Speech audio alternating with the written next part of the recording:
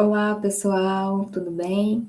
Eu me chamo Rosilânia Silva de Queiroz. Atualmente eu sou mestranda do curso de Administração da Universidade Federal Rural do Semiárido, a UFESA, na unidade de Mossoró, no Rio Grande do Norte. Eu irei apresentar o trabalho que tem como tema o planejamento tributário estratégico em uma empresa prestadora de serviços à Administração Pública Federal. Como autores tivemos Camila Daniela, Raniela Ricarte e Rosângela Queiroz. Bom, frente ao desenvolvimento do mercado nacional, diversos órgãos públicos e privados, eles passaram a adotar a prática da terceirização, que esse processo ele nada mais é do que a contratação de serviços por uma outra empresa, com o intuito de que essa acabe exercendo algumas atividades secundárias ao negócio. Então, um dos maiores desafios dessas organizações terceirizadas é se manter ativas no mercado do qual elas estão inseridas, se manterem competitivas, onde é necessário estratégia que elas lancem estratégias que busquem o bom desenvolvimento organizacional. Então, frente a isso, os empresários que atuam neste segmento, eles acabam sofrendo com a alta carga tributária brasileira, o que impacta de maneira negativa nas suas finanças e também no bom desenvolvimento do negócio. Então, dessa forma, o planejamento tributário ele acaba proporcionando uma economia de recursos, seja para os micro e pequenos empresários, como também para todos e quaisquer tipos de organização. Então, frente ao exposto, o estudo ele surge como objetivo de identificar como o planejamento tributário estratégico influencia na tomada de decisões de uma empresa prestadora de serviços, a administração pública federal e que é optante pelo Simples Nacional, diante um processo licitatório que vai exigir a adesão do regime do lucro presumido ou do lucro real. Com relação aos principais aspectos metodológicos, a pesquisa se enquadra numa aplicação em uma entidade prestadora de serviços terceirizados. Essa empresa, ela presta serviços atualmente, no caso, ela presta serviços de limpeza e de apoio administrativo, onde a sua sede fica localizada na cidade de Mossoró, no Rio Grande do Norte. A mesma atua nesse segmento há aproximadamente 8 anos, prestando serviços tanto na esfera municipal, estadual e federal. No momento da aplicação da pesquisa, a mesma estava enquadrada no regime do Simples Nacional, pertencente ao anexo 3. O estudo também ele se caracteriza com um cunho descritivo.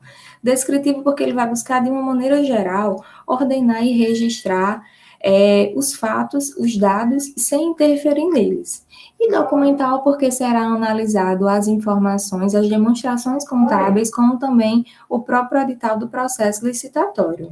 Ainda é visto como um estudo de caso, que conforme Gil 2002 conceitua, o estudo de caso, nessa metodologia, permite ser feita uma análise profunda com em um objeto específico. Então, com isso, é possível alcançar um amplo e detalhado conhecimento sobre determinado tema. A coleta de dados ela foi feita por meio das demonstrações contábeis, que foi utilizado como base o ano de 2019, o exercício de 2019, pois o processo de licitação ocorreu durante o exercício 2020. Então, como as demonstrações daquele exercício não estavam encerradas, foi tomado como base o ano anterior, 2019. Como também foi analisado as informações do próprio edital de licitação. Com relação à análise dos dados, a mesma foi efetuada por meio da análise de conteúdo conceituada por Bardan, em 2011. Essa autora ela relaciona que a análise de conteúdo ela é composta de 3 fases, que seria a pré-análise, que ocorre o processo de escolha do material que vai ser estudado, como também a exploração do material que foi colhido, a segunda fase, e por último se teria o tratamento e a interpretação dos resultados. Com relação aos principais resultados, inicialmente buscou-se fazer uma breve caracterização da empresa. Então, no período de realização da pesquisa, a entidade ela possuía somente 2 contratos ativos, que era um de limpeza e um de apoio administrativo. junto à Administração Pública Federal. Então, o contrato referente à ao apoio administrativo, ele estava prestes a ser encerrado. Então, dessa forma, foi aberto um novo processo licitatório, só que o mesmo exigia que as empresas fossem optantes pelo lucro presumido ou pelo lucro real. Então, frente a isso, foi necessário fazer um planejamento tributário para identificar se era viável para a organização fazer a migração de regime tributário. Então, assim foi feito o levantamento das informações financeiras e tributárias que a mesma iria pagar caso ela conseguisse ganhar a licitação e assumir o novo contrato. Então, como foi informado anteriormente, foi tomado como base as demonstrações financeiras do exercício de 2019, especificamente a DRE. Então, baseado nas receitas dela, foi projetado as receitas para os próximos regimes. No ano de 2019, a organização ela teve aproximadamente uma receita bruta anual de 2 milhões e 200 mil. Com relação à carga tributária, por ser do Simples Nacional, a mesma contribuía todas numa única guia, que deu aproximadamente 233 mil, e também o ISS, que era recolhido separado. Então, no total, a organização pertencente ao Simples Nacional, ela tem uma carga tributária em torno de 15% do total do seu faturamento bruto anual. Então, os gestores estipularam como meta que eles teriam que, caso migrassem para os outros regimes, teriam que ter, no mínimo, um lucro que variasse entre 10% a 15% do total do faturamento bruto. No exercício de 2019, a organização ela conseguiu ter um lucro aproximado de 10,27%. Então, estava dentro do considerado ideal e aceitável para os gestores. Adentrando um pouco sobre as informações no lucro presumido, inicialmente foi necessário fazer o levantamento do valor mínimo que seria a proposta do novo contrato. Feito isso, foi somado-se o valor atual do contrato da limpeza, para que assim tivesse uma receita bruta estimada. Essa receita bruta estimada ficou em torno de 3 milhões e 40 mil reais. Então, fazendo um levantamento de todos os tributos que a organização iria pagar nesse regime, o total, a mesma pagaria em torno de 571 mil reais, o que corresponderia a 18,74% do total da receita bruta anual.